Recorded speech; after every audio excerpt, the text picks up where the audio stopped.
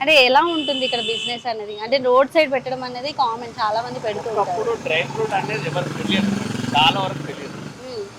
నేను పెట్టినాక చాలా మంది ఇక్కడికి వచ్చి అడిగేవాళ్ళు, హ్మ్. డ్రై ఫ్రూట్ అంటే ఏం చేస్తారు, ఇది కూర వండుకుంటారా, ఎలా తింటారు, దీనివల్ల ఏంది ఉపయోగం అని డైలీ ఒక 30-40 నెంబర్స్ అడిగే వాళ్ళు ఉండేవాళ్ళు. ఆహా! ఓకే. తీసుకునేది ఒక 5 నెంబర్స్ అయితే అడిగే వాళ్ళు ఎక్కువ మంది ఉంటారు. ఆ, ఓకే. అలా ఉండేది. హ్మ్. ఇంకా రాను రాను ఇంకా అందరికి తెలిసిపోయింది డ్రై ఫ్రూట్ అనేది. హ్మ్. ఒకప్పుడు ఏంటంటే చాలా హై ఉన్నవాళ్ళు, హ్మ్. మంచి రేంజ్లో ఉన్న వాళ్ళే వాళ్ళే కొనేవాళ్ళు. కొనేవాళ్ళు. ఇప్పుడు అంటారా, ఇప్పుడు అందరు తింటున్నారు.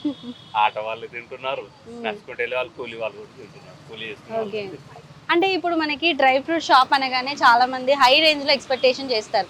అంటే ఇప్పుడు మనం రోడ్డు మీద వెళ్తున్నప్పుడు కూడా డ్రై ఫ్రూట్ షాప్ అంటే ఇవన్నీ మనకు దొరుకుతున్నాయి. యాక్చువల్లీ మేడం, నేను మామూలుగా మసాలా అవి ఉంటాయి కదా, హ్మ్. హ్మ్.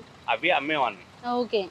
దాని తర్వాత అల్లం ఎల్లిగడ్డ ఉంటుంది కదా, పేస్ట్. వెల్లుల్లిపాయలు, ఆ! ఆ! వెల్లుల్లిపాయలు పేస్ట్ కదా, పేస్ట్ కాదు. ఓకే. అవి హోటళ్లలో, రెస్టారెంట్లలో సప్లై చేసేవాడిని. ఆహా! ఓకే. అలా సప్లై చేస్తూ చేస్తూ దాంతో పాటు ఈ ఈ లవంగం కానీ, ఇలాచి కానీ, మసాలా ఐటమ్ సప్లై ఆహా! చేసేవాడిని. ఓకే. ఓకే. ఇంకా వాళ్ళు బిల్ టు బిల్ అని పెట్టడము, దానివల్ల చాలా రిస్క్ వచ్చేసి అది మానేసి, హ్మ్. ఎలాగో అది కొద్దిగా లైన్ కొద్దిగా తెలిసింది కదా అన్నట్టు ఈ బిజినెస్కి వచ్చినాం.